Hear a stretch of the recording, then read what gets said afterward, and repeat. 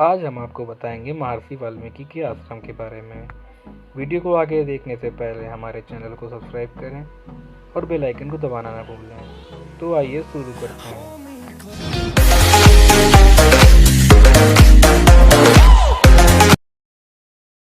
9 जुलाई को गुरु पूर्णिमा है। इस दिन गुरुओं की पूजा अर्चना करके यह खास उत्सव मनाया जाता है।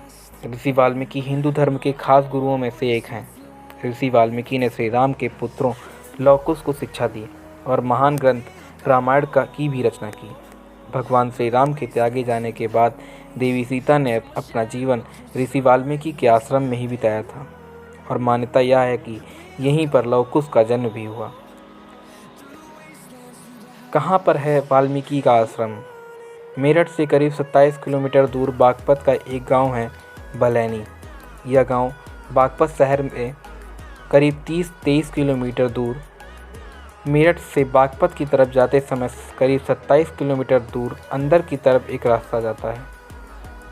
इस रास्ते पर थोड़ा आगे जाने पर एक आश्रम दिखाई देता है, वही ऋषि वाल्मीकि का आश्रम है।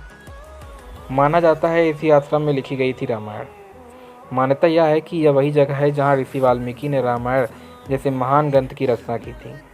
माना जाता है कि श्री राम के त्यागे जाने के बाद माता सीता इसी आश्रम में आकर रह रही थीं।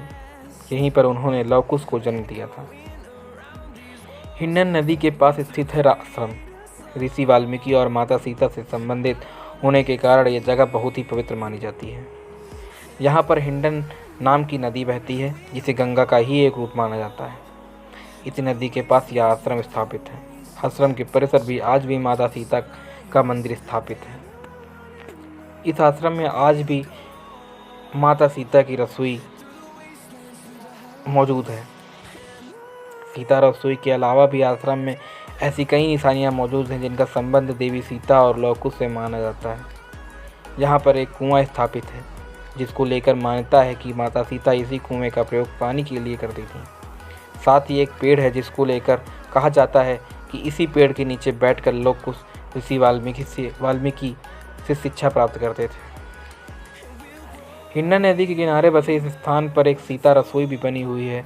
यहीं पर सीता जी भोजन बनाती थी। माना जाता है कि आश्रम में मौजूद बर्तन वही हैं जिनका उपयोग माता सीता खाना बनाने में करती हैं। मान्यता है कि प्राचीन काल में ब्रह्मवर्त के नाम से विरूप इस स्थल पर महर्षि वाल्मीकि ने रामायण महाकाव्य की रचना की थी। कहा जाता है कि महर्षि उनका आश्रम यहीं स्थित है और भगवान राम की परित्याग पत्नी सीता को महर्षि वाल्मीकि ने यहीं शरण दी थी। सीता के दोनों पुत्रों लवकुश को इसी आश्रम में शिक्षा दीक्षा मिली थी और उन्होंने इसी क्षेत्र में भगवान राम के अश्वमेघ यज्ञ के अश्व को पकड़ लिया था। तदंतर यही महर्षि वाल्मीकि द्वारा पिता पुत्र का मिलन कराया था।